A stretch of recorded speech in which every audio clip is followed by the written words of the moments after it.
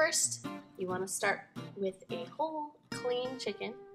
Use some paper towels or a dish towel to make sure your chicken is really dry. The dry skin will make it easier to cut and also ensure that you get a perfect, crispy, delicious skin when you roast it. This is my dad demonstrating our chicken cutting skills. You're going to start by cutting off the wings.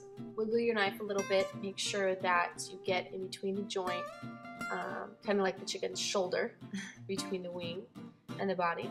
So get in there, give a nice clean cut, and set it aside in your baking dish or in a preparation bowl.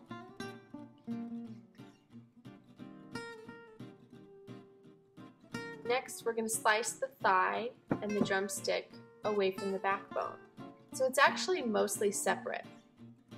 And he's showing us here that you're going to kind of feel for the backbone and then just slice through the skin, and then you'll see the opening. And the main thing here is we want to cut through that joint again. Wiggle your knife around. The first couple times you do this, you might need to get your fingers in there and kind of feel where the joint meets, and try to just slice right through that, and then it should come off really easily. Once you have your thigh and your drumstick, you're going to find the joint that connects there and slice right through it.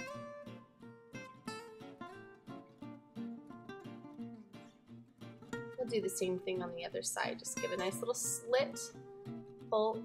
Looks like you got a little bit of that backbone meat, but you're going to feel through, find the joint that connects the thigh to the backbone, slice right through that, then find the joint that connects.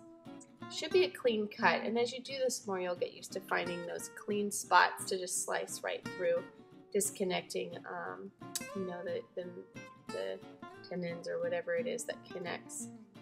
Next, we're going to separate the backbone from the breast meat. This is, of course, the perfect material to use for a delicious, nourishing stock. You want to cram your knife in there and chop through the top of that backbone, disconnecting the breastbone and the meat from the backbone. Set that aside for your stock. So you've got two breasts on each side, obviously.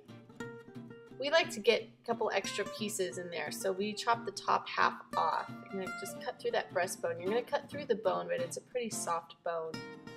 You don't have to have a giant knife like my dad has here. But slice through that, and then you can easily slice those too.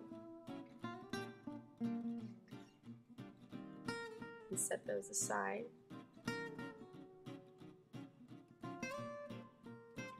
Now we're going to slice the breast in half. I'm going to slice through that breastbone. The top of it is a little thicker than the bottom. Get through there.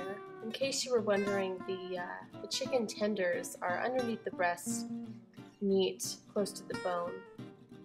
Now we're going to sear our chicken in a high heat frying fat, olive oil, beef tallow, organic lard, coconut oil, anything that can handle high heat. And sear it for about 3 to 5 minutes per side. Get a nice crust. Place the seared chicken in a roasting pan and season liberally with salt and pepper, preferably sea salt. And then I'm going to toss the chicken with some dried herbs. I usually like herbes de Provence or different Italian herbs. For this, I use dried tarragon. I'm going to pour the remaining oil over the chicken and roast it for about 45 minutes. Here I'm going to serve it up with some delicious roasted sweet potatoes.